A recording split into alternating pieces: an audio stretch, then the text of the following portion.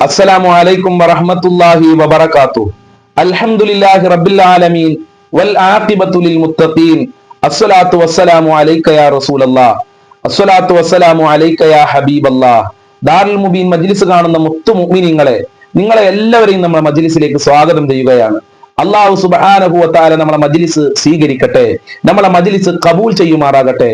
ആദ്യമായി നമ്മളെ മജ്ലിസ് കാണുന്ന മുത്തു മുഅ്മിനീങ്ങൾ സബ്സ്ക്രൈബ് ചെയ്യാനും ബെല്ലൈക്കൺ അമർത്താനും ലൈക്ക് ചെയ്യാനും അതുപോലെ തന്നെ തുടർന്ന് നമ്മളെ മജ്ലിസിൽ പങ്കെടുക്കാനും മറക്കരുതേ എന്ന് ഓർമ്മപ്പെടുത്തുകയാണ്. ധാരാളം ആളുകൾ ദുആ കൊണ്ട് വസിയ്യത്ത് ചെയ്തിട്ടുണ്ട്.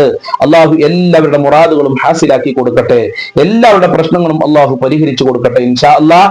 എല്ലാ ദിവസവും രാവിലെ 6 മണിക്ക് നമ്മളെ ചാനൽ വിശാലമായ ദിക്ർ ദുആ മജ്ലിസ് ഉണ്ടാകും. കഴിയുന്ന ആളുകളൊക്കെ അതിൽ പങ്കെടുക്കുക, പുണ്യം നേടുക എന്ന് പ്രത്യേകം ഓർമ്മപ്പെടുത്തുകയാണ്. അള്ളാഹു അനുഗ്രഹിക്കട്ടെ. എല്ലാവരും സന്തോഷത്തിലാണെന്ന് വിചാരിക്കുന്നു. എന്റെ പ്രിയമുള്ള മുത്തു മുഅ്മിനീങ്ങളെ, ഇന്നത്തെ മജ്ലിസിലൂടെ നമ്മൾ പറയാൻ പോകുന്നത് ളുഹാ നിസ്കാരത്തിനെ കുറിച്ചാണ്. അതുപോലെ തന്നെ ളുഹാ നിസ്കാരത്തിൽ നാം ചൊല്ലേണ്ട വളരെ പ്രധാനപ്പെട്ട ഒരു ഇസ്മിനെ കുറിച്ചുമാണ്. ളുഹാ നിസ്കാരം എന്ന് പറയുന്നത് സുന്നത്ത് നിസ്കാരങ്ങളിൽ വളരെ ഗൗരവമുള്ള വളരെ പ്രധാനപ്പെട്ട ഒരു നിസ്കാരമായി മഹാനായ നബി സല്ലല്ലാഹു അലൈഹി വസല്ലം തങ്ങൾ നമ്മളെ പഠിപ്പിച്ചിട്ടുണ്ട്. ഒരാൾ ളുഹ നിസ്കാരം ജീവിതത്തിൽ പകർത്തി കഴിഞ്ഞാൽ അള്ളാഹു അവനിക്ക് കൊടുക്കുന്ന അനുഗ്രഹങ്ങൾ എന്തൊക്കെയാണെന്ന് നമുക്കൊന്ന് പരിശോധിച്ചു നോക്കിയാലോ. മഹാന്മാര് പറയുന്നു, ഒരാൾ ളുഹാ നിസ്കാരം പതിവാക്കി കഴിഞ്ഞാൽ, ഒരാൾ ളുഹാ നിസ്കാരം ജീവിതത്തിൽ കൊണ്ടു നടന്നാൽ കണക്കില്ലാത്ത പാപങ്ങള് അള്ളാഹു സുബ്ഹാനഹു വ തആല മാപ്പ് കൊടുക്കുകയാണ്. നമ്മളൊക്കെ നമ്മളെ ജീവിതത്തിൽ ഒരുപാട് തെറ്റുകുറ്റങ്ങൾ ചെയ്യുന്ന ആളുകളാണ്. നാവ് കൊണ്ട്, കണ്ണുകൊണ്ട്, കാലുകൊണ്ട്, കൈകൊണ്ട്, ചിന്ത കൊണ്ട്, ഇങ്ങനെ അനേകായിരം തെറ്റുകൾ ഒരു ദിവസം തന്നെ നമ്മൾ ചെയ്യുന്ന ആളുകളാണ്. ആ പാപങ്ങളൊക്കെ, ആ ചെറിയ ചെറിയ പാപങ്ങളൊക്കെ അള്ളാഹു സുബ്ഹാനഹു വ തആല ളുഹാ നിസ്കരിക്കുന്നവർക്ക് മാപ്പ് കൊടുക്കുമെന്ന് മഹാന്മാര് നമ്മളെ പഠിപ്പിച്ചിട്ടുണ്ട്. അതുപോലെ രണ്ടാമത്തെ അനുഗ്രഹം എന്താണെന്ന് ചോദിച്ചാൽ, ഈ ളുഹാ നിസ്കാരം സ്വാലിഹീങ്ങൾക്ക് മാത്രം പതിവാക്കാൻ കഴിയുന്ന ഒരു നിസ്കാരമാണ്. ഇത് ദഅബു സ്വാലിഹീൻ, സാലിഹീങ്ങൾ പതിവാക്കിയ നിസ്കാരമാണ് ളുഹാ നിസ്കാരം. അപ്പൊ എല്ലാ ആളുകൾക്കും ളുഹ നിസ്കരിക്കണം എന്ന് കരുതിയാൽ അതിന് സാധിക്കൂല. പിന്നെ ആർക്കേ സാധിക്കുള്ളൂ?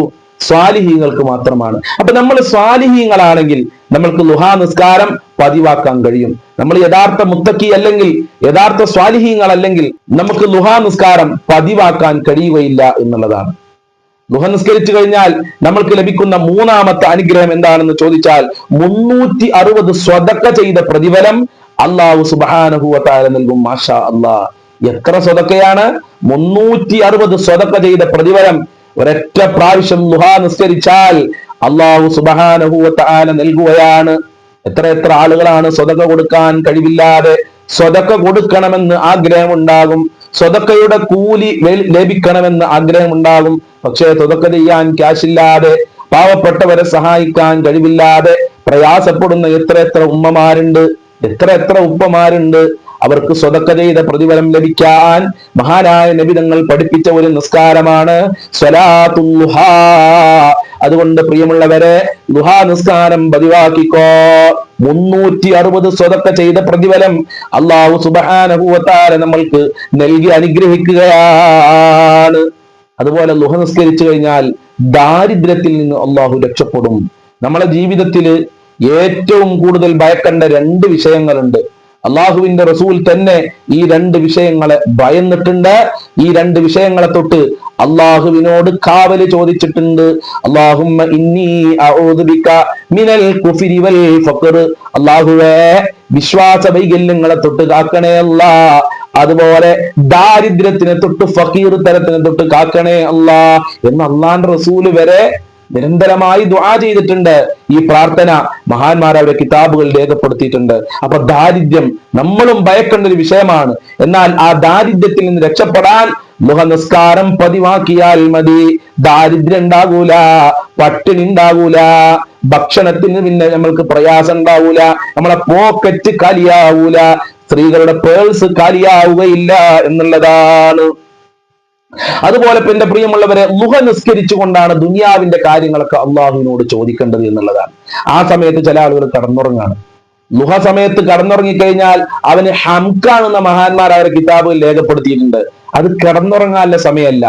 ളുഹ നിസ്കരിച്ചുകൊണ്ട് നമ്മളെ ദുനിയാവിന്റെ ആഗ്രഹങ്ങൾ അള്ളാഹിനോട് പറയണം. വീട് വേണമെങ്കിൽ ലുഹാ നിസ്കാര സമയത്ത് അള്ളാഹിനോട് പറയണം. വാഹനം അള്ളാഹുവിനോട് ചോദിക്കേണ്ട സമയമാണ്. മക്കൾക്ക് നല്ല ജോലി ചോദിക്കേണ്ട സമയമാണ്. നല്ല വീട് ചോദിക്കേണ്ട സമയമാണ്. ദുന്യാവിന്റെ എന്തൊക്കെ ആഗ്രഹങ്ങളുണ്ടോ അതൊക്കെ ചോദിക്കേണ്ട സമയമാണ് ലുഹാ സമയം. ആ സമയത്ത് നമ്മൾ കിടന്നുറങ്ങിയ എങ്ങനെ ഉണ്ടാവും? ആ സമയത്തും കിടന്നുറങ്ങുന്ന ആളുകളുണ്ട്. അവരെ കുറിച്ച് പറഞ്ഞത് അവര് ഹംകീങ്ങളാണ് എന്നുള്ളതാണ്. അപ്പൊ ലുഹാ സമയത്താണ് നമ്മൾ ദുന്യാവിന്റെ ആഗ്രഹങ്ങളൊക്കെ അള്ളാഹുവിനോട് ചോദിക്കേണ്ടത്. അത് ലുഹ നിസ്കരിച്ചുകൊണ്ട് ചോദിച്ചാൽ പ്രത്യേകം നമ്മളെ പ്രാർത്ഥനക്ക് അള്ളാഹു സുബ്ഹാനഹു വ തആല ഇജാബത്ത് നൽകും. അതുപോലെ തന്നെ ലുഹാ നിസ്കാരം ഒരാൾ പതിവാക്കി കഴിഞ്ഞാൽ സാമ്പത്തികമായ അഭിവൃദ്ധി അള്ളാഹു സുബ്ഹാനഹു വ തആല നൽകും. സ്കൂളൊക്കെ തുറക്കാൻ പോവുകയാണ്, മക്കൾക്ക് യൂണിഫോം വാങ്ങണം, ഡ്രസ്സ് വാങ്ങണം, പേന വാങ്ങണം, അതുപോലെ ചെരുപ്പ് വാങ്ങണം, ഷൂ വാങ്ങണം, ഇങ്ങനെ തുടങ്ങി ഒരുപാട് ചെലവുകളാണ്. കുട്ടികളുടെ ഫീസ് അടക്കണം, അതുപോലെ തന്നെ ബസ്സിന്റെ ഫീസ് അടക്കണം. ഇങ്ങനെ ഒരുപാട് ചെലവുകൾ വരികയാണ്. ഇപ്പൊ മദ്രസ തുറന്ന് ഒരുപാട് ക്യാഷ് ചെലവായി. ഇനി വലിയ പെരുന്നാൾ വരികയാണ്. സാമ്പത്തികമായ പ്രയാസം ഉണ്ടാകാൻ പറ്റൂല. മക്കൾക്ക് നല്ല മാംസം വാങ്ങിക്കൊടുക്കണം, നല്ല ഭക്ഷണം വാങ്ങിക്കൊടുക്കണം, നല്ല ഡ്രസ്സ് വാങ്ങിക്കൊടുക്കണം. അതിന് സമ്പത്ത് വേണം. അതിന് വെറും ജോലി ചെയ്താൽ മാത്രം പോരാ, ആത്മീയമായി നമ്മൾ മുന്നേറേണ്ടതുണ്ട്. ആത്മീയത നമ്മളെ കയ്യിലില്ലെങ്കിൽ 1 ലക്ഷം നമ്മൾക്ക് സാലറി കിട്ടിയാലും അത് തികയില്ല. 5 ലക്ഷം നമ്മൾക്ക് സാലറി കിട്ടിയാലും നമ്മൾക്ക് തികയില്ല. ഒരു ഉമ്മ വിളിച്ചുകൊണ്ട്, ഒരു പാവപ്പെട്ട ഒരു ഉമ്മ വിളിച്ചിട്ട് പറയണം, ഉസ്താദെ എന്റെ മകന് വേണ്ടി ഒന്ന് ദ്വാരക്കണോ, എന്റെ മകന്റെ കടങ്ങൾ വീടാൻ വേണ്ടി ഒന്ന് ദ്വാരക്കണോ ഉസ്താദേ എന്ന്. അപ്പൊ ഞാൻ ചോദിച്ചു ആ ഉമ്മയോട്, നിങ്ങളെ മകന് എന്താണ് ജോലി? എന്റെ മകൻ എഞ്ചിനീയർ ആണ് ഉസ്താദെ. നിങ്ങളെ മകന് എത്രയാണ് സാലറി? എന്റെ മകന് 5 ലക്ഷം സാലറി ഉണ്ട് ഉസ്താദെ. 5 ലക്ഷം സാലറി ഉണ്ട് എന്നാ ഉമ്മ പറഞ്ഞത്. എന്നിട്ട് ആ മകന് കടമാണ്. അപ്പൊ ആ മകൻ ചെയ്യുന്ന തെറ്റെന്താണെന്ന് ചോദിച്ചപ്പോ ആ ഉമ്മ പറഞ്ഞു, ഉസ്താദെ എന്റെ മകൻ നിസ്കരിക്കൂല, ഒരൊറ്റ വക്ത് നിസ്കരിക്കൂല. എല്ലാ റിലീഫിനും പങ്കെടുക്കും, എല്ലാ പാവപ്പെട്ടവരെയും സഹായിക്കും, പക്ഷേ നിസ്കരിക്കൂല. ആത്മീയത അവന്റെ കയ്യിലില്ല ഉസ്താദെ. അപ്പൊ ഞാൻ പറഞ്ഞു, നിങ്ങളെ മകന്റെ പ്രശ്നം അതാണ്. നിങ്ങളെ മകന് കടം വരാനുള്ള പ്രശ്നം അതാണ്. നിങ്ങളെ മകൻ സ്വതക്ക കൊടുക്കുന്നുണ്ട്, മറ്റുള്ള നല്ല കാര്യങ്ങളൊക്കെ ചെയ്യുന്നുണ്ട്, അതോടൊപ്പം നിസ്കരിക്കുകയും ചെയ്താൽ ആ 5 ലക്ഷം അല്ലാഹു സുബ്ഹാനഹു വ തആല അവിടെ നിലനിർത്തി തരികയാണ്. അപ്പൊ ഞാൻ പറഞ്ഞു വന്നത്, നമ്മൾക്ക് 10 ലക്ഷം സാലറി ഉണ്ടെങ്കിലും ആത്മീയത ഇല്ലെങ്കിൽ, നിസ്കാരം നോമ്പും ഖുർആനൊന്നും ഇല്ലെങ്കിൽ, അതുപോലെ തന്നെ സുന്നത്തായ കർമ്മങ്ങളൊന്നും ഇല്ലെങ്കിൽ ഒരു ബർക്കത്തും ഉണ്ടാവൂല. നമ്മൾ കടത്തിന്റെ പടുകുഴിയിലേക്ക് ആണ്ടുപോകും. അള്ളാഹു കാത്തുരക്ഷിക്കട്ടെ.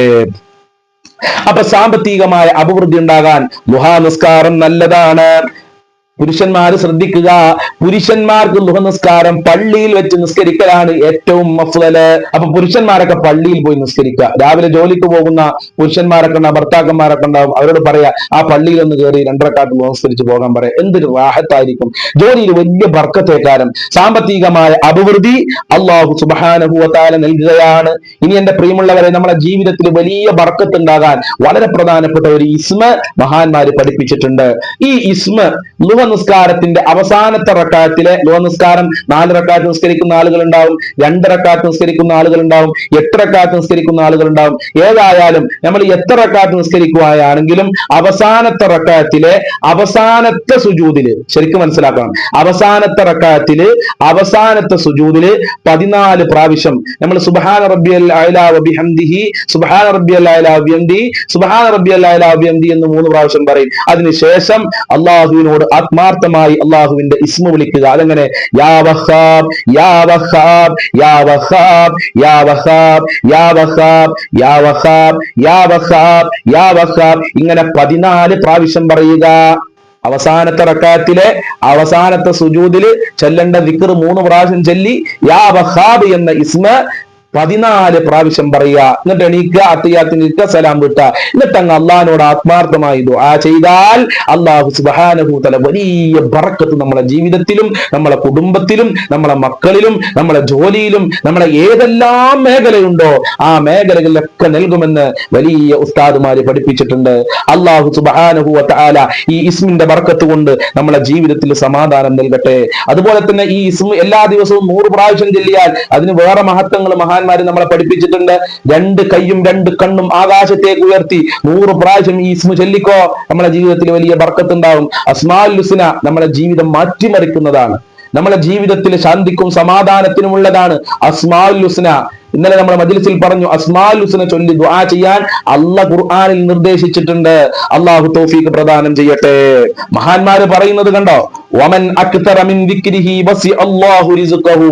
ഈ യാ വഹാബ് എന്ന് പറയുന്ന ഇസ്മ ഒരാൾ ധാരാളം ചൊല്ലിക്കഴിഞ്ഞാൽ അള്ളാഹു അവന്റെ ഭക്ഷണത്തിൽ വിശാലത കൊടുക്കും, കണക്കില്ലാതെ ഭക്ഷണത്തിൽ വിശാലത കൊടുക്കുമെന്നാ മഹാന്മാര് പഠിച്ചത്.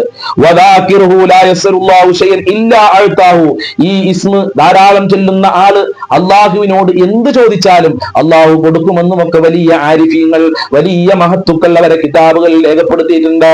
അള്ളാഹുവേ, നിസ്കാരത്തിന്റെ ബർക്കത്ത് കൊണ്ട്, യാ വഹാബ് എന്ന് പറയുന്ന ഇസ്മിന്റെ ബർക്കത്ത് കൊണ്ട് ഞങ്ങൾക്ക് സമാധാനം നൽകണേ അല്ലാ, റാഹത്ത് നൽകണേ അല്ലാ, ദുഹാ നിസ്കാരം എന്നും ജീവിതത്തിൽ പതിവാക്കാനുള്ള മനസ്സ് നൽകണേ അല്ലാ, തൗഫീഖ് നൽകണേ അല്ലാ. ഇൻഷാ അല്ലാഹ് ഈ മജ്ലിസ് അവസാനിപ്പിക്കുകയാണ്. നാളെ വീണ്ടും രാവിലെ 6 മണിക്ക് നമ്മുടെ ചാനൽ വിശാലമായ ദിക്ർ ദുആ മജ്ലിസ് ഉണ്ടാവും. കഴിയുന്ന ആളുകളൊക്കെ പങ്കെടുക്കുക. അള്ളാഹു അനുഗ്രഹിക്കട്ടെ.